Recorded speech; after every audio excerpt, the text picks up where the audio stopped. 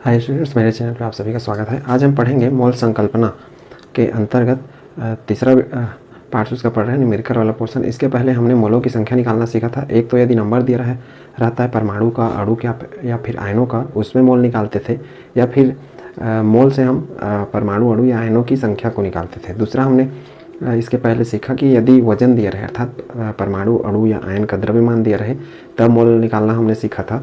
तो इस तरीके से हमने 2 बार मोल निकालना सीखा था। अभी थोड़े से जो क्वेश्चन है उसको मैं कॉम्प्लिकेटेड कर दी हूँ, अर्थात थोड़ा सा एडवांस लेवल का है, और इस टाइप के क्वेश्चन भी आपके परीक्षाओं में पूछे जाते हैं। तो इसको चलिए देखते हैं। इसके बाद हम पढ़ेंगे एवोगैड्रो का जो नियम होता है उसको पढ़ेंगे, और उसी एवोगैड्रो के नियम के आधार पे हम यदि कोई गैस रहता है, उस गैस में फिर मोल कैसे निकालते हैं वो हम देखेंगे। तो बारी बारी से सबको देखते चलते हैं। तो सबसे पहले देखते हैं कि जो थोड़े से अलग टाइप के क्वेश्चन है। इसके पहले मैंने 2 और वीडियो बताया था, जो कि आपको डिस्क्रिप्शन बॉक्स में उसका लिंक मिल जाएगा। यदि आपने नहीं देखा है तो उनको पहले देख लें, उसके बाद फिर ये देखें। ये पार्ट 3 में बनाया हूँ, तो इसको सबसे पहले देखते हैं क्या होता है। देखिए, सबसे पहले मैंने क्वेश्चन दिया है, ये हमारा हेडिंग है मोलर द्रव्यमान। हमने मोलर द्रव्यमान 2 टाइप से पढ़ा था। एक है ग्राम अणु द्रव्यमान, दूसरा है ग्राम परमाणु द्रव्यमान। अर्थात यदि अणु रहता था तब हम अणु के लिए मोलर द्रव्यमान निकालते थे, परमाणु रहता था तो परमाणु के लिए मोलर द्रव्यमान निकालते थे। तो मैंने वहाँ अणु द्रव्यमान और मोलर द्रव्यमान में अंतर बताया था। यदि हम परमाणु द्रव्यमान निकालते हैं, तो मान लो सोडियम है, इसका परमाणु द्रव्यमान बोलूँ तो मैं यहाँ पे लिखूँगा सोडियम का 23 AMU लिखूँगा। लेकिन यहीं पे यदि मैं सोडियम का मोलर द्रव्यमान लिखूँ, अर्थात सोडियम चूँकि परमाणु है तो हम उसको बोल सकते हैं ग्राम परमाणु द्रव्यमान, तो मैं वहाँ लिखूँगा 23 ग्राम। तो दोनों में बहुत अंतर है। AMU अर्थात यहाँ मैं सिर्फ एक परमाणु की बात कर रहा हूँ, उसका ये मास होता है, और यहाँ पे मैं 1 मोल परमाणु की बात कर रहा हूँ। अर्थात ये बहुत छोटा यूनिट है ऊपर वाला, और ये बहुत बड़ा यूनिट है। तो इनमें अंतर करना उम्मीद करता हूँ आपने सीख लिया होगा। अब हम चलते हैं दूसरे अलग से क्वेश्चन पे। जैसे मैं इसमें 4 क्वेश्चन दिया हुआ हूँ। जैसे पहला है कि 72 ग्राम जल में जल के कितने मोल होंगे और जल के अणुओं की संख्या क्या होगी। अर्थात हमने क्या किया है, इसके पहले हमने 2 सूत्र पे काम किया है। पहला हमने मोल निकालना सीखा था n, और ये n/Na से, इसमें यदि कोई नंबर दिया रहता था परमाणु, अणु या आयन का, तो उसमें उपयोग करते थे। दूसरा हमने सीखा है मोल निकालना कि यदि मात्रा दिया रहे, अर्थात वेट दिया रहे, तब हम उसको मोलर मास से भाग दे के मोल निकालना सीखते थे। तो ये हमारा 2 प्रकार का फार्मूला हमने मोल निकालने के लिए प्रयोग किया था। अब हम इसी को थोड़ा सा एडवांस लेवल पर चल रहे हैं कि जो मोल निकालेंगे उसमें साथ में हम क्या करेंगे, ये दोनों सूत्र को मैं ये ऐसे क्वेश्चन बनाए हूँ जिसमें दोनों सूत्रों को मैं मिक्स करके बना दिया हूँ। मिक्स अर्थात हमने इसके पहले सिंगल अलग अलग मोल निकालना सीखा था। वजन दिया रहेगा तो, या फिर जो संख्या दिया रहेगा उसके हिसाब से। इसमें मैं क्या किया हूँ इन प्रश्नों में कि हम वजन से ही संख्या निकाल लेंगे, या फिर और इसी वजन से हम मोल भी निकालना सीखेंगे। और साथ में यदि वजन दिया है, स्पेशली वजन पे ही मैं लिया हूँ, पूरा वजन ही दिया है, अर्थात W का मान दिया हुआ है, तो हम उस पर प्रोटॉन का संख्या, इलेक्ट्रॉन का संख्या भी काउंट करना सीखेंगे। तो इसमें देखिए, पहला क्वेश्चन है 72 ग्राम जल में जल के कितने मोल होंगे और जल के अणुओं की संख्या क्या होगी। उसके बाद दूसरा क्वेश्चन है 392 ग्राम सल्फ्यूरिक अम्ल। सेम वही क्वेश्चन मैं किया हूँ, तो इसमें भी हम इलेक्ट्रॉन प्रोटॉन की संख्या ज्ञात कर पाएंगे। यहाँ भी कर सकते हैं और यहाँ भी। तो मैं टोटल आपको 3-4 चीज़ें गणना करना सिखाऊंगा। एक तो मैं अणु या परमाणु की अणु कैसे गणना करेंगे हम लोग, इस तरीके से मोल कैसे निकाल लेंगे, 2 हो गया। तीसरा, जैसे मैं चौथा क्वेश्चन में लिखा हूँ कि इलेक्ट्रॉन और प्रोटॉन की गणना करना। तो ये सारा चीज़ हम चारों क्वेश्चन में वही करने वाले हैं, और एक क्वेश्चन मैं इसमें से एक आपके लिए होमवर्क के लिए छोड़ूंगा, जिसको आप बना के देखेंगे। ठीक है, तो चलिए स्टार्ट करते हैं। हमारा सूत्र ये सबसे पहले हम जानते हैं, इसको पहले वीडियो में आपको मैं बता चुका हूँ। इन चीज़ों को आप अच्छे से देख लेंगे, और इसका लिंक आपको मैं डिस्क्रिप्शन बॉक्स में दे दिए रहूँगा, वहाँ से आप उसको आसानी से देख सकते हैं यदि नहीं सीखे हैं तो। देखिए, 72 ग्राम जल में जल के कितने मोल होंगे, अर्थात देखिए वजन दे दिया, अर्थात W का मान दे दिया, और पूछा जल के कितने मोल होंगे। तो हम क्या लिखेंगे, N बराबर W/M। ये पहला क्वेश्चन का आंसर बना रहा हूँ। 72 ग्राम दिया है, अर्थात W का मान क्या दे दिया, 72 ग्राम, और ये M क्या है, मोलर मास है। चूंकि यहाँ जल दिया है तो जल का मोलर मास क्या होता है, जल का सूत्र होता है H2O, और इसका हम यदि अणु द्रव्यमान निकालें तो ये क्या निकल जाएगा, इसका 1 होता है, इंटू 2 है तो 2, और दोनों अलग है इस वजह से प्लस, और इसका कितना होता है 16, और ये अकेले 1 है, इसलिए टोटल 18। चूँकि हम ऊपर वाले को ग्राम में ले रहे हैं और यहाँ पे हमको इसको भी ग्राम में रखना है, अर्थात इसका मोलर द्रव्यमान निकालना है, तो इसको मैं क्या लिखूँगा, 18 ग्राम लिखूँगा। आई होप ये कैसे आया है चीज़ आप समझ गए होंगे। तो M का मान क्या हो जाएगा, 18 ग्राम हो जाएगा। तो इस हिसाब से क्या जाएगा, 4 मोल, ये इसका आंसर आ जाएगा। अर्थात जल के कितने अणु मोल होंगे, 4 होंगे। अब देखिए, इसमें क्वेश्चन और बढ़ा दिया, जल के अणुओं की संख्या क्या होगी। अब जल के अणु अर्थात H2O के अणुओं की संख्या, तो जब भी संख्या पूछेगा अणुओं की संख्या क्या होगी, तो देखिए यहाँ पे मोल है, तो मोल में सीधा हम एवोगैड्रो संख्या का गुणा कर देंगे। ये देखिए, तो एवोगैड्रो संख्या का गुणा 4 × 6.022 × 10⁻23 इतने अणु होंगे। इसको आप गुणा करके कितना आ जाएगा वो आप मेरे को बताएंगे।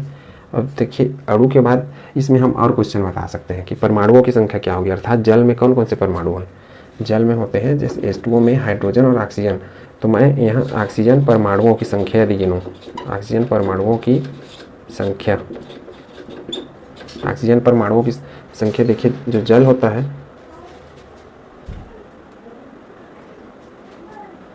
यदि हम ऑक्सीजन परमाणुओं की संख्या देखें तो जो जल होता है इसमें ऑक्सीजन कितने होते हैं, एक।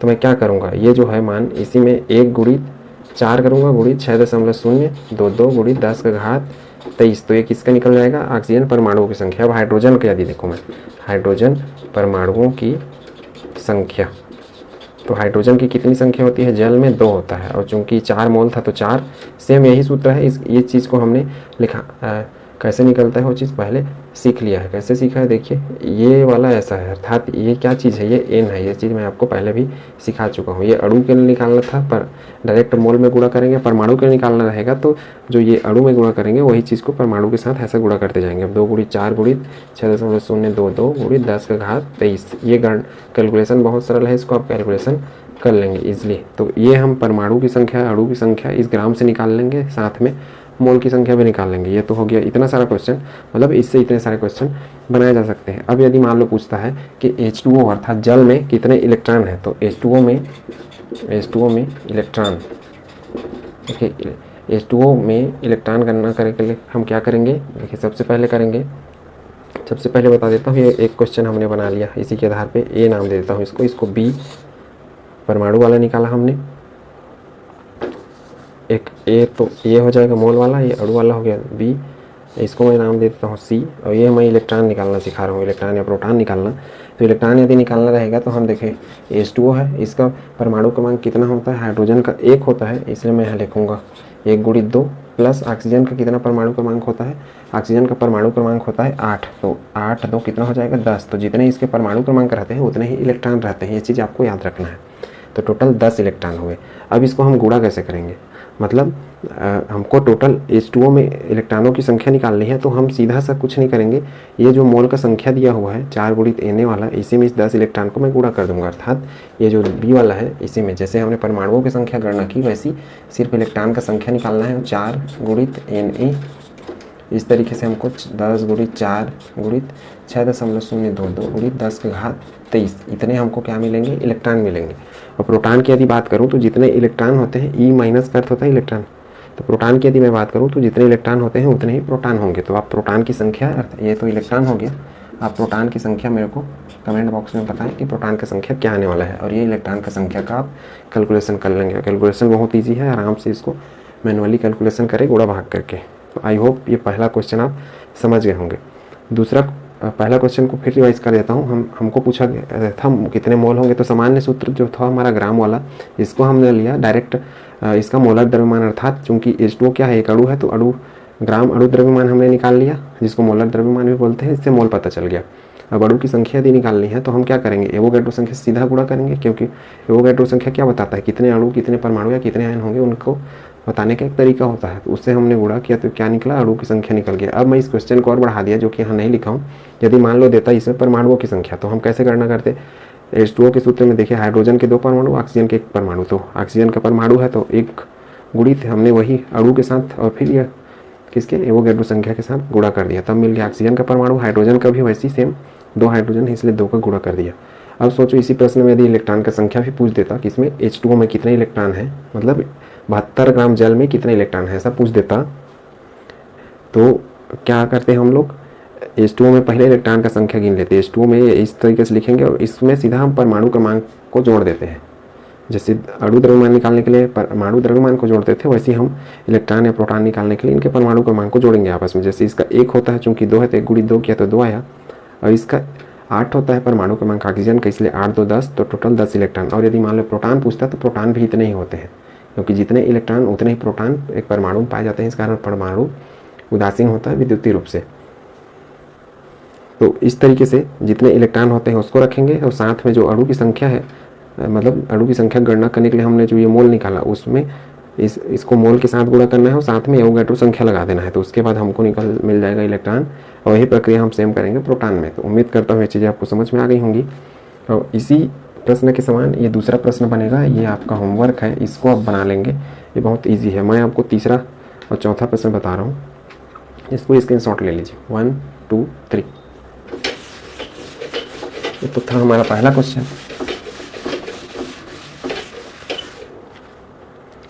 देखिए मैं तीसरा को बना रहा हूँ, दूसरा तो आपके लिए होमवर्क है। H2SO4 का इसका मैं हिंट दे देता हूँ। इसका जो सूत्र है सल्फ्यूरिक अम्ल का वो ये होता है H2SO4। इसका सूत्र यदि किसी बच्चे को नहीं पता होगा तो वो आप इसमें क्या क्या करेंगे, मोल की संख्या निकालेंगे, इसी की तरह अणु की संख्या भी निकालेंगे और साथ में H2SO4 में कितने इलेक्ट्रॉन होते हैं उनकी संख्या भी आप निकाल के बताएंगे मुझे और व्हाट्सएप पे मैसेज करेंगे। अब हम तीसरा पे चलते हैं। देखिए 9.6 ग्राम सल्फर में H2 अर्थात सल्फर डाइऑक्साइड के कितने अणु उपस्थित हैं। तो ये सामान्य सूत्र हमारा M बराबर W/M इससे बन जाएगा। और H2 के मोलों की संख्या क्या होगी, तो पहले हम मोलों की संख्या निकाल लेते हैं इस तरह से। W का मान क्या दिया है 9.6 और M करते, M मतलब होता है मोलर मास। हम किसका निकालेंगे, H2 को निकालेंगे। H2 मतलब एक सल्फर का होता है 32, तो H2 कर दिया तो क्या हो गया 32 × 2 अर्थात 64 ग्राम। तो हम इसको 64 से भाग दे देंगे। तो इससे क्या निकल जाएगा, इससे निकाल जाएगा हमारा मोल का संख्या, इससे निकल जाएगा हमारा मोल का संख्या जो कि 0.15 मोल आता है। इससे आप भाग देंगे तो अब देखिए इसमें लिखा है कि H2 के कितने अणु उपस्थित हैं। तो हम यदि प्रश्न सिर्फ यही पूछता कितने अणु उपस्थित हैं, तो संख्या जब भी पूछेगा अणु परमाणु की ग्राम के रूप में, तो हमेशा आपको मोल निकालना ही पड़ेगा, चाहे किसी का भी पूछे। जब तक मोल नहीं निकालेंगे आपको किसी का भी संख्या नहीं पता चलेगा, चाहे परमाणु हो, अणु हो या इलेक्ट्रॉन हो या प्रोटॉन हो। तो अब H2 के मोलों की संख्या तो हमने पता कर ली। अब H2 के अणु, तो H2 के अणु हम क्या करेंगे, इस मोल को 0.15 गुणित क्या करेंगे Na, तो इसका क्या निकल जाएगा, H2 के अणु की संख्या निकल जाएगी 22 × 10⁻23। इस उत्तर को आप बना लेंगे। अब मान लो सल्फर के परमाणु पूछ देता है, किसमें, H2 में, तो इसके परमाणु कितने हैं, H2 में 2 हैं, 2 सल्फर हैं इस तरीके से, H2 मतलब 2। तो हम क्या करेंगे, 2 × 0.15 × 6.02, 2 × 10⁻23। इस तरीके से हमको क्या मिल जाएगा, सल्फर के परमाणु की संख्या निकल जाएगी। इसी तरीके से मान लो इसके इलेक्ट्रॉनों की संख्या पूछ देता है, मतलब सल्फर के इलेक्ट्रॉन मतलब H2 के इलेक्ट्रॉन, तो H2 के इलेक्ट्रॉन की संख्या कितनी हो जाएगी। देखिए सल्फर का परमाणु क्रमांक होता है 16, चूँकि H2 दिया है इस तरीके से मैं क्या करूँगा, 16 + 16 मतलब क्या हो जाएगा 32। तो इसमें कितने बन जाएंगे, 32 इलेक्ट्रॉन प्लस जितने मोल थे अणु में 0.15, ये देखिए गुणित एवोगैड्रो संख्या। एवोगैड्रो संख्या मतलब 6.022 × 10⁻23। तो इस तरीके से आपको मिल जाएगा इलेक्ट्रॉन का संख्या। इसी तरीके से आपको प्रोटॉन का संख्या भी मिल जाएगा। तो जैसा प्रश्न वैसे ही आपको उत्तर बनाना पड़ेगा। ये तो था हमारा तीसरा प्रश्न। इनका उत्तर आप अपने से बना लेंगे, जो क्वेश्चन मार्क रखा हूँ उसमें। ये जो काम जो जरूरी चीज़ें थी मैं बता चुका हूँ। नेक्स्ट है हमारा चौथा क्वेश्चन। चौथा है कि 16 ग्राम मेथेन में इलेक्ट्रॉन और प्रोटॉन की संख्या क्या होगी। ऐसा भी पूछ सकता है क्वेश्चन। तो 16 ग्राम पूछा है, मतलब हम क्या लिख सकते हैं, ग्राम मतलब W/M, तो इसको मैं क्या लिखूंगा, 16 लिखूंगा। अब मेथेन का सूत्र ये होता है CH4। अब इसमें मैं यदि इसका अणु द्रव्यमान निकालूं तो इसका कितना होता है 12 प्लस कितना हो जाएगा 4, 1 × 4 करूँगा तो 4, तो टोटल कितना हो जाएगा 16 ग्राम। ये मैंने इसका मोलर मास निकाले अर्थात मोलर द्रव्यमान निकाल लिया। तो इसको मैं क्या करूँगा 16/16 बराबर कितना हो जाएगा 1 मोल। अब देखिए यहाँ हमको जब भी संख्या पूछेगा मोल निकालना अनिवार्य है, चाहे किसी का भी संख्या पूछे। तो हमने मोल निकाला इसके आधार पर। अब देखिए इलेक्ट्रॉन और प्रोटॉन की संख्या पूछा है, ये चीज़ें तो आप समझ गए होंगे। इलेक्ट्रॉन और प्रोटॉन की संख्या कैसे ज्ञात करेंगे, किसमें CH4 में इलेक्ट्रॉन। देखिए इसका परमाणु क्रमांक कितना होता है, कार्बन का 6, इसलिए 6, और हाइड्रोजन का 1 होता है, चूँकि 1 × 4 है तो कितना हो जाएगा 6 × 4 10 इलेक्ट्रॉन इसमें CH4 में। अब इलेक्ट्रॉन का संख्या निकालना है मुझे, तो क्या लिखूँगा, इस 10 के को गुणा कर दूंगा किस में, इस 1 मोल में, गुणा संख्या पूछा है तो हम संख्या हमेशा निकालेंगे एवोगैड्रो की संख्या के साथ काउंट करके, मतलब 10 गुणित 6.022 गुणित 10 का घात 23, ये निकल जाएगा। इसका आप गणना कर लेंगे। अब प्रोटॉन यहीं पे पूछता है, तो जितने इलेक्ट्रॉन होते हैं उतने ही प्रोटॉन होते हैं, CH4 में प्रोटॉन। तो यहाँ भी वही करूँगा मैं, 10 गुणित 6.022 गुणित 10 का घात 23, और ये एक को मैं यहाँ लिखना भूल गया तो उसको हम लिखेंगे तो भी वही आने वाला है। मोल को इंक्लूड करना ही पड़ता है हर बार। मैं इसमें यहाँ लिख देता हूँ 10 गुणित 1 गुणित 6.022 गुणित 10 का घात 23। तो इस तरीके से आपको निकल जाएगा इलेक्ट्रॉन और प्रोटॉन। कभी कभी क्या होता है कि ये तो हो गया चौथा प्रश्न। यदि मान लो मैं यहीं पे प्रश्न देता हूँ, एक और 5वां प्रश्न लिखता हूँ कि 28 ग्राम N3-, इसको नाइट्राइट बोलते हैं। अब देखिए, मान लो ये क्लोरीन है, इसके ऊपर यदि माइनस ऋण का निशान लगा है तो हम जानते हैं सामान्य रूप से क्लोरीन का परमाणु क्रमांक कितना होता है, 17, लेकिन ऋण का निशान लगा है तो मतलब प्रोटॉन की संख्या तो इसमें 17 रहेगी और इलेक्ट्रॉन की संख्या भी अभी 17 है, लेकिन यहाँ पे देखिए ऋण का निशान लगा है तो प्रोटॉन की संख्या 17 रहेगा सेम, लेकिन इलेक्ट्रॉन की संख्या 18 हो जाएगा, एक बढ़ जाएगा। ऋण का निशान का अर्थ ये है। तो यहाँ पे आप समझ रहे होंगे कि 3- लिखा हूँ, मतलब इलेक्ट्रॉन इसमें कितने बढ़ने वाले हैं, 3, अर्थात कितने इलेक्ट्रॉन हो जाएंगे इसके, 10 इलेक्ट्रॉन होंगे। तो 28 ग्राम नाइट्राइट में, ये आयन के रूप में प्रश्न दे दिया हूँ, आयन में इलेक्ट्रॉनों की संख्या क्या होगी, इसमें इस टाइप से भी प्रश्न आता है। तो ये यदि माइनस है तो बढ़ेगा इलेक्ट्रॉन, यदि प्लस दे देता है, जैसे मान लो ऐसा सोडियम प्लस है तो सोडियम यदि हम लिखते हैं तो परमाणु क्रमांक 11, अर्थात प्रोटॉन 11, इलेक्ट्रॉन भी 11, लेकिन Na+ लिखता हूँ तो यहाँ प्रोटॉन तो है 11 लेकिन इलेक्ट्रॉन हो जाएंगे 10, अर्थात प्लस के निशान पे 1 कम हो जाएगा, मतलब जितने प्लस के निशान उतने इलेक्ट्रॉन कम होने वाले हैं। तो ये आपको हमेशा याद रखना है, माइनस में बढ़ेगा इलेक्ट्रॉन और प्लस पे क्या होगा, प्लस पे घटेगा इलेक्ट्रॉन। तो ये जो नाइट्राइट आयन है N3-, इसमें इलेक्ट्रॉनों की संख्या की गणना करिए। तो सबसे पहले हम क्या निकालेंगे, इसमें हम निकालेंगे मोल की संख्या, मोल मतलब ये 28 हो जाएगा ग्राम वाला। और देखिए मोलर मास किसका निकालेंगे, हम नाइट्रोजन का निकालेंगे, N का। इस नाइट्रोजन का मोलर मास निकालेंगे तो नाइट्रोजन का कितना होता है, 14 होता है परमाणु द्रव्यमान, और चूंकि ये नाइट्रोजन पर आयन के रूप में है तो ग्राम परमाणु द्रव्यमान निकालेंगे, अर्थात ये 14 ग्राम हो जाएगा, अर्थात 18/14, तो क्या हो जाएगा, 2 मोल। अब आप इससे निकाल सकते हैं सीधा गुणा करके।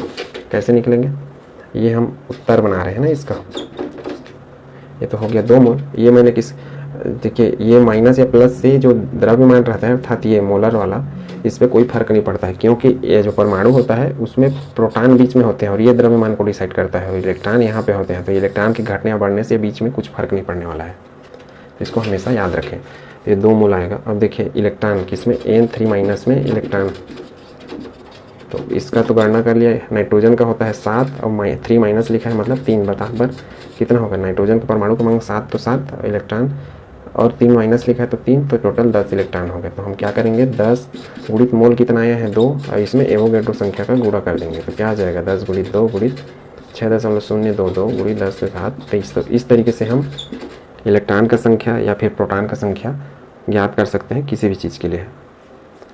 उम्मीद करता हूँ आप होमवर्क कर लेंगे, बहुत इजी है क्वेश्चन, बाकी चीज़ें भी आप आराम से बना लेंगे। इसके अलावा आपकी पुस्तक में ढेर सारे उदाहरण दिए हैं, प्रश्न दिए हैं, उनको भी आप बनाने में सफल होंगे, ऐसी उम्मीद करता हूँ।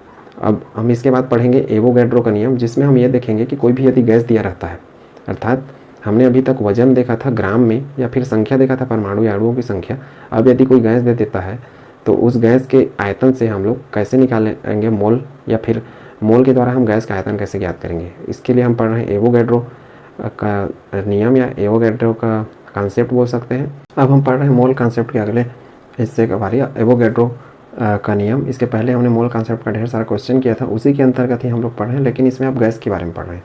मतलब यदि कोई भी हमको गैस दिया रहेगा तो उस गैस के आयतन के द्वारा हम कैसे मोल का संख्या निकालेंगे, या फिर कण दे दिया रहेगा, अर्थात हमने जो इसके पहले ग्राम में या फिर परमाणु अणु की संख्या के बारे में पढ़ा था उसके द्वारा हम मोल निकालते थे, तो उनके द्वारा भी हम यहाँ पे गैस के आयतन की गणना कर पाएंगे जो पहले से दिया रहेगा। तो हम यहाँ पे एक्चुअल में इस पोर्शन पे हम तीन बार मोल, जो इसके पहले हमने 2 मोल निकाला हुआ था अलग अलग, 2 बार मोल, एक बार ग्राम में वाले में निकाला हुआ था और एक बार संख्या दिया रहता था तब निकाला था। हम यहाँ तीसरी बार मोल निकालेंगे और तीनों को एक साथ मिक्स करके क्वेश्चन बनाएंगे। तो सबसे पहले इसमें देखते हैं एवोगैड्रो का नियम क्या होता है। एवोगैड्रो क्या कहते थे कि जैसे कि आप एग्जांपल समझ लीजिए कि जैसे मैं मान लो एक कंटेनर लेता हूँ इस तरीके से, जैसे मैंने 2 या 3 कंटेनर ले लिया सपोज़, जैसे ये ए है, ये बी है और ये सी है।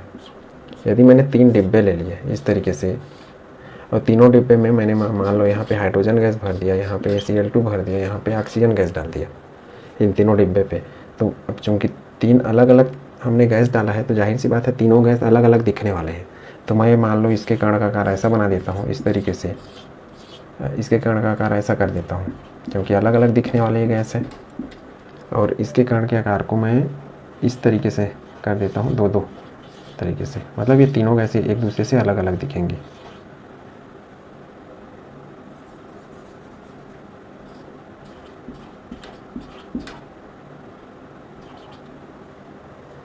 इस तरीके से मैं कर दिया। तो इनका कहना यह था एवोगैड्रो का कि यदि हम इस तरीके से कंटेनर लें और उनमें गैसों को भर दें अलग अलग, तो और कंडीशन ये है कि ताप और दाब को स्थिर रखा जाए। स्थिर कहने का अर्थ है कि फिक्स रख दें, मतलब शुरुआत जब हम अभिक्रिया शुरू करें तो मान लो मैं 25 डिग्री टेम्परेचर लेता हूँ तो अभिक्रिया के ख़त्म होने तक मुझे टेम्परेचर 25 डिग्री ही रखना है। और यदि वायुमंडलीय दाब लेता हूँ 1 वायुमंडलीय दाब, तो मैं शुरू से आखिरी तक 1 atm अर्थात 1 वायुमंडलीय दाब ही रखूँगा। मतलब जैसे 2 रखता हूँ तो 2 रखूँगा, इसको 30 रखता हूँ तो 30 रखूँगा। मतलब जितना हमने शुरू में लिया वही हम ताप आखिरी तक बना के रखेंगे और जितना दाब हमने शुरू में लिया वही आखिरी तक बना के रखेंगे। तो उसी को स्थिर या फिर समान ताप कह दिया जाता है। तो एवोगैड्रो का कहना था कि यदि हम कंटेनर में इस तरीके से गैसों को भरे, चाहे कोई भी गैस, तो उनका और वहाँ पे ताप और दाब समान रखा जाए, मतलब टेम्परेचर और ये प्रेशर ये दोनों को स्थिर रख दिया जाए, स्थिर रखें और इनके जो अणु है वो समान रहे। कहने का अर्थ है कि इसमें जैसे मैंने यहाँ पे 6 अणु लिया है तो यहाँ भी 6 अणु, यहाँ भी 6 अणु, इनके अणु यदि समान रहें तब जो ये गैस होते हैं इनके आकार से फ़र्क नहीं पड़ता है ये बड़े आकार के हैं कि छोटे आकार के, ये जगह एक बराबर घेरेंगे। मतलब जितना जगह ये घेरते हैं उतना ये भी घेरने वाले हैं और उतना ये भी घेरने वाले हैं। तो आपको समझ में आ रहा होगा, मतलब इसके आकार से फ़र्क नहीं पड़ेगा, ये कहना था कि इसका एवोगैड्रो का, और यही एवोगैड्रो का नियम है। मतलब स्थिर ताप पर यदि हम गैसों को अलग अलग पात्र में रख दें स्थिर ताप और दाब पर, और यदि उन गैस के अणु भी समान हों तब उन गैसों के द्वारा जो जगह घेरा जाएगा वो भी एक समान घेरा जाएगा। मतलब ये जितना जगह घेर देता है ये 6 अणु, उतना ही ये छोटे छोटे अणु रहेंगे, वो भी इतना ही जगह घेरने वाला है। ये हमें भले ही इसका साइज छोटा कर दिया, ये एक ही बराबर रहेंगे। मतलब जितना जगह ये 6 घेरेंगे, भले ही इसका आकार छोटा है, उतना ही जगह ये भी घेरेंगे और उतनी जगह ये भी घेरेंगे। मतलब इनके आकार से या स्ट्रक्चर से फर्क नहीं पड़ेगा, क्योंकि अणुओं की संख्या समान है इसलिए वो समान जगह घेरेंगे। तो उम्मीद करता हूँ ये आपको समझ में आ गया होगा। अब इसको इसने दूसरे तरीके से भी कहा, दूसरे तरीके से कहा, ये कहा कि जो प्रत्येक गैस होता है उसका जो 1 मोल होता है वो किसी भी, मतलब जगह का अर्थ होता घेरना मतलब होता है आयतन। 1 मोल जो होता है वो 22.4 लीटर आयतन घेर लेता है। मतलब 22.4 लीटर हम कोई गैस को रखें किसी डब्बा में या किसी सिलेंडर में, उतना जगह प्रत्येक गैस का 1 मोल घेरता है। ये इसी नियम को दूसरे तरीके से ऐसा भी बोला जाता है। अभी पहले को मैं एक्सप्लेन कर रहा हूँ कि ये वास्तव में हुआ क्या। कि यदि देखिए इसका जो पहला जो नियम है ये, इसको हम इस तरीके से भी लिख सकते हैं। कैसे, ये जो बताया हो तो आपको समझ में आ गया होगा कि इनके कण यदि एक समान हो, ताप दाब स्थिर हो, तब इनके द्वारा जो आयतन घेरा जाएगा, मतलब जगह घेरा जाएगा, कि इनके द्वारा जो गैस है इसके अंदर वो सभी में एक समान रहेगा। मतलब सभी एक जैसे घेरेंगे। मतलब मान लो कोई इतना जगह घेरता है ये, तो ये भी इतना ही जगह घेरने वाला है और ये भी इतना ही जगह घेरने वाला है। मतलब एक समान। इनके कण के आकार भले ही बड़े हैं इसकी अपेक्षा, इसके आकार इसकी अपेक्षा बड़े हैं, लेकिन ये छोटा है फिर भी इतना ही जगह वो भी घेरेगा। ये जो बड़ा है वो भी उतना ही जगह घेरने वाला है। अब हम चलते हैं इसके का कॉन्सेप्ट कहाँ से आया उस पर। हम इसके आगे और जब द्रव्य की अवस्थाएं पढ़ेंगे लेसन में, तो वहाँ पे हम आदर्श गैस समीकरण पढ़ेंगे, जहाँ पे PV = nRT होता है। ये आदर्श गैस समीकरण है, आदर्श गैस समीकरण। यहाँ पे आपको ये चीज़ याद रखना है, बस बाकी कॉन्सेप्ट समझा रहा हूँ, इससे हम आंकिक प्रश्न बनाएंगे आगे। ये आदर्श गैस समीकरण है। इसका जो एवोगैड्रो है उसने रेफरेंस लिया, मतलब इसको आधार बनाकर अपना नियम बताया। इसमें देखिए आदर्श गैस समीकरण में कि इस एवोगैड्रो के नियम के हिसाब से इसने इसको दाब को क्या रखा, स्थिर रख दिया। यहाँ से क्या है, ताप, ये भी क्या है, स्थिर रख दिया इसने। और इसने क्या स्थिर रख दिया, जो इनके अणु की संख्या है वो भी फिक्स रख दी, ये भी स्थिर रखा इसने। किसने, एवोगैड्रो ने। और ये होता है गैस नियतांक, ये भी स्थिर ही रहता है। स्थिर मतलब ये नियतांक है, स्थिरांक बोल देते हैं इसको। इसका मान फिक्स होता है हमेशा। मैं इसका मान लिखाऊंगा थोड़ा देर में। इसका मान अलग अलग हिसाब से याद करना पड़ता है, वो फिक्स रहता है। कहने का अर्थ है कि ये आदर्श गैस समीकरण में दाब स्थिर है, ताप स्थिर है, मोलों का संख्या भी स्थिर है, और साथ में जो स्थिरांक है वो तो स्थिर है ही पहले से। तो क्या चीज़ बच गया, आयतन। तो इसको भी क्या होना चाहिए, आयतन को भी स्थिर होना चाहिए इस तरीके से। मतलब हम क्या बोल सकते हैं, यदि ये 3 गैस है तो यहाँ इसका भी प्रेशर P, इसका भी प्रेशर P है, इसका भी प्रेशर P है, इसका टेम्परेचर T, इसका भी टेम्परेचर T, इसका भी टेम्परेचर T है। मोल इसमें भी n है, इसमें भी n है, इसमें भी n है, तीनों में। मतलब C वाले में भी, B वाले में भी और A वाले में भी। और रिडबर्ग स्थिरांक ये तीनों में कॉमन है, क्योंकि पहले से ही स्थिरांक ही है। तो जो V है अर्थात आयतन है वो भी क्या रहेगा, उस हिसाब से आयतन को भी स्थिर होना चाहिए। और ये इसने एवोगैड्रो ने प्रयोग के माध्यम से इस चीज़ को देखा। तो ये होता है एवोगैड्रो का नियम, एवोगैड्रो का कॉन्सेप्ट। मतलब गैस के अणु के आकार कितने हैं उससे फर्क नहीं पड़ने वाला है। संख्या यदि उनके समान है अणुओं के, और ताप दाब स्थिर रखते हैं, तो अणु सभी एक समान जगह घेरेंगे। ये इसका एकदम से सरल भाषा में अर्थ है। मतलब ये छोटे है फिर भी इसी की, इन दोनों के बराबर जगह घेरेगा। और ये इसकी अपेक्षा यदि बड़ा है तो वो भी, ये भी इसी के जैसा जगह घेरेगा। मतलब उसके आकार भले ही अलग अलग रहे लेकिन जगह एक समान घेरने वाले हैं। मतलब आयतन एक समान लगेगा। जगह घेरना का अर्थ क्या है, आयतन। ये भी अब आयतन, इसको दूसरे तरीके से ये बोल सकते हैं कि प्रत्येक गैस एक स्टैंडर्ड टेम्परेचर प्रेशर पर, STP इसको बोलते हैं। इसका अर्थ होता है स्टैंडर्ड, T का अर्थ होता है टेम्परेचर, P का अर्थ होता है प्रेशर। इनका अर्थ बता देता हूँ। STP ये होता है स्टैंडर्ड मतलब मानक, ये होता है टेम्परेचर T से, और P से क्या होता है, प्रेशर। और NTP भी बोलते हैं। NTP मतलब नॉर्मल टेम्परेचर प्रेशर। अब स्टैंडर्ड टेम्परेचर प्रेशर कितना होता है, जो टेम्परेचर रहता है वो होता है 0 डिग्री सेल्सियस, जिसको केल्विन में बोलते हैं 273.16 केल्विन। केल्विन को K से दिखाते हैं, ये आपको याद रखना है। 0 डिग्री सेल्सियस मतलब इतना केल्विन। और जो प्रेशर होता है वो एक वायुमंडलीय दाब या फिर 1 बार होता है। 1 बार वायुमंडलीय दाब को ATM बोल देते हैं, मतलब एटमॉस्फेरिक प्रेशर अंग्रेजी में। इसी को वायुमंडलीय दाब भी बोलते हैं। तो इनका जो डिटेल है वो हम बाद में और आगे जब पढ़ते जाएंगे तो पढ़ेंगे कि ये लगभग दोनों एक बराबर होते हैं। तो जो दाब रहता है उसको बार में भी बताते हैं, पास्कल में भी बताते हैं, न्यूटन प्रति मीटर वर्ग मीटर में भी बताया जाता है। तो इसको NTP या STP बोलते हैं। अर्थात इनका जो ताप और दाब स्थिर है वो ये है 0 डिग्री सेल्सियस और एक वायुमंडलीय दाब पे ये सब होती है घटना इस तरीके से। अब हम चलते हैं कि इसका उपयोग करके हम मोल कैसे ज्ञात करेंगे। तो मोल के लिए हम एक तीसरा सूत्र देख रहे हैं। हमारे पास तीसरा सूत्र है कि गैस का आयतन STP पर, अभी किसमें, लीटर में। L लिखा हूँ मैं, इसका अर्थ यह है लीटर में। इसको बोलते हैं 22.4 लीटर बट्टा। ये सूत्र है, ये सूत्र तीसरा। N का अर्थ यहाँ मोलों की संख्या। इसी को और सरल कर दें तो गैस का आयतन के लिए हम V लिख सकते हैं, इसको 22.4। L का अर्थ होता है यहाँ पे लीटर। तो इस सूत्र के द्वारा हम ज्ञात कर सकते हैं मोलों की संख्या। मतलब गैस का कोई आयतन दिया रहेगी किसमें, इस स्टैंडर्ड टेम्परेचर प्रेशर पे, तो हम उसके द्वारा हम मोल पता कर सकते हैं। या फिर मोल दिया रहेगा तो हम उसके द्वारा क्या पता कर सकते हैं, किसी भी गैस का आयतन पता कर सकते हैं। तो ये इस सूत्र का उपयोग होगा। इस तरीके से हमने अभी तक क्या देखा है, 3 सूत्र देख लिया। N/Na ये संख्या वाला। दूसरा सूत्र हमारा था मोल वाला, W/m मोलर मास का, ग्राम वाला। तीसरा सूत्र हमने ये देखा है V/22.4 क्या हो गया, लीटर। अब देखिए 3 सूत्र है, इन तीनों को मिक्स करके भी प्रश्न आते हैं। मतलब आपको यदि मान लो ये संख्या दिया रहेगा, N का मान दे देता है, मोल का मान दे देता है, तो आपको ये V भी निकाल सकते हैं आराम से। ग्राम दे देगा, ये दे देगा, तब भी V निकाल सकते हैं।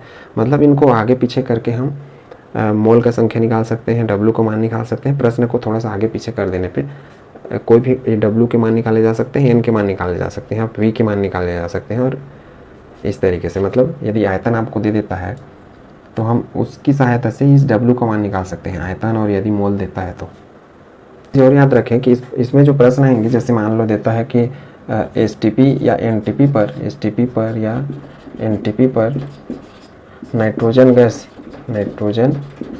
देता है, इसका अर्थ है कि ये N2 गैस बोल रहा है। मतलब यह अकेले ऐसा नहीं है, वो N2 के फॉर्म में है, अणु के फॉर्म में। अब ये मैं क्यों लिख रहा हूँ, क्योंकि जब आयतन दिया रहेगा तो हमको कभी कभी अणु या परमाणु की संख्या गणना करने का मौका आएगा। तो ये चीज़ आपको क्लियर नहीं रहेगा तो आप समझ नहीं पाएंगे कि आप इसके जगह यदि ये लिख देंगे तो फिर गड़बड़ हो जाएगा। वैसे मान लो ऑक्सीजन गैस देता है, ऑक्सीजन गैस, तो इसका अर्थ ये नहीं है, इसका अर्थ है ये O2 गैस। यहीं पे यदि हाइड्रोजन गैस देता है, हाइड्रोजन गैस, तो इसका अर्थ क्या होगा, H2 गैस। मतलब इस तरीके से इनका अर्थ होगा। तो इसमें कन्फ्यूजन आपको हो सकता है, और बाकी चीज़ें तो आपको क्लियर ही रहेगा। जैसे मैं कार्बन डाइऑक्साइड बोलेगा तो ऐसा लिखा रहेगा, वाटर को यदि जल वाष्प बोल देता है तो H2O लिखा रहेगा या जल वाष्प लिखा रहेगा स्पष्ट रूप से।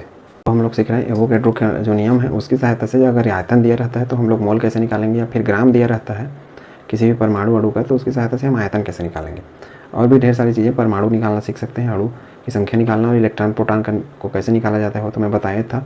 कोई भी संख्या जब भी पूछेगा निकालने के लिए आपको मोल निकालना अनिवार्य है, तभी आप परमाणु की संख्या निकालेंगे, अणु की संख्या निकाल पाएंगे, इलेक्ट्रॉन का संख्या, प्रोटॉन का संख्या, या फिर आयन कितने आयन हैं वो निकाल पाएंगे। तो जब भी संख्या की बात होगी आप मोल निकालेंगे तभी किसी भी चीज़ की संख्या का गणना कर पाएंगे, तो ये याद रखें। अब देखिए इसमें लिखा हूँ एनटीपी पर 11.2 लीटर। इसमें मैं 3 एक ऐसी सैम्पल क्वेश्चन ले लिया हूँ।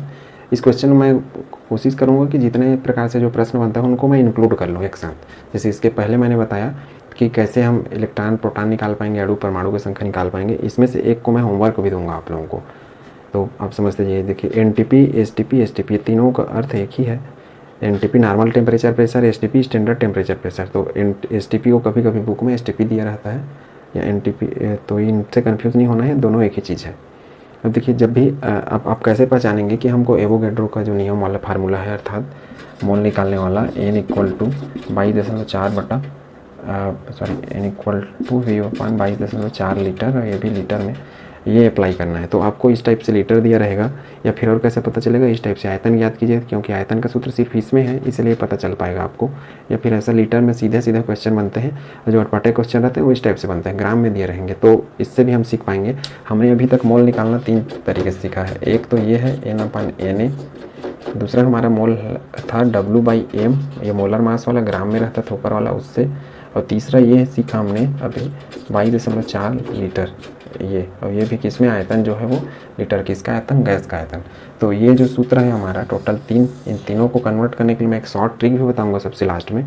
उसके पहले हम इस चीज़ों को सीखते हैं कि कैसे इनको बनाएंगे। देखिए सबसे पहले हम पहला क्वेश्चन देखते हैं। इस पहले क्वेश्चन में मैं प्रयास करूँगा हर चीज़ का आपको ज्ञात करके बताऊँ।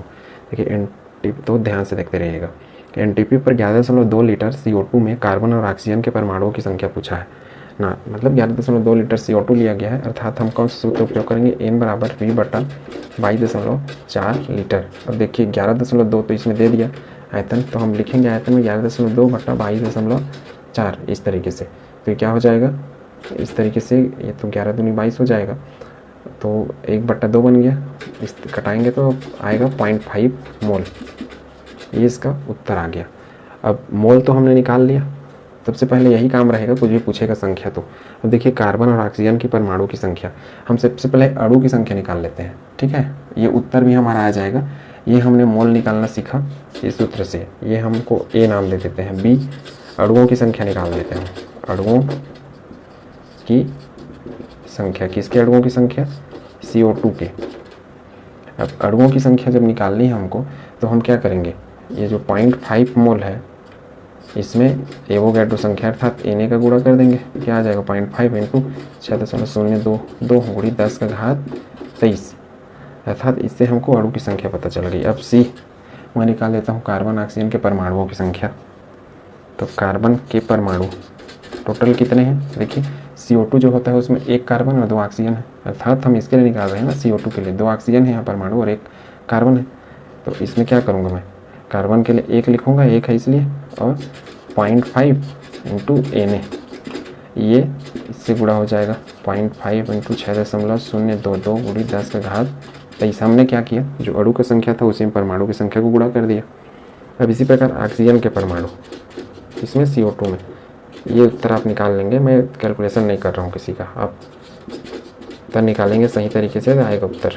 ऑक्सीजन के परमाणु, ऑक्सीजन टोटल कितने हैं CO2 में, देखिए ये 2 है तो 2 लिखूँगा, 0.5 × 6.022 × 10⁻23 अर्थात 10⁻23। तो इससे निकल जाएगा हमारा ऑक्सीजन का परमाणु। अब मान लो इसमें पूछता कि कार्बन डाइऑक्साइड का द्रव्यमान क्या है, ठीक है, मतलब मैं डी क्वेश्चन लगा दिया, CO2 का द्रव्यमान, द्रव्यमान मतलब समझ रहे हैं कौन सा, W।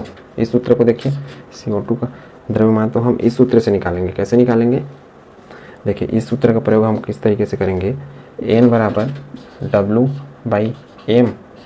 तो चूँकि हम अभी भी ये लीटर वाला उपयोग कर ही रहे हैं तो V बाई क्या कर लूँगा मैं, 22.4। तो इस तरीके से 2 क्वेश्चन को आपको एक मिक्स करके दे सकता है। चूँकि मैं यहाँ पे सिर्फ परमाणु पूछा हूँ, लेकिन मैं बताया कि इसी में सारे प्रश्न का उत्तर देने का प्रयास करूँगा, जो भी दोनों प्रश्न हैं, मतलब इससे मिलता जुलता चीज़, तो हर प्रश्न में हम ये चीज़ें निकाल सकते हैं। प्रश्न आपको इसी तरीके से घुमा के दे सकता है। तो देखिए CO2 का द्रव्यमान यदि मान लो पूछता है तो हम क्या निकालेंगे, इस W का मान निकालेंगे। हम कैसे निकालेंगे, N का मान तो हमको पता चल गया, N मतलब क्या है, मोल।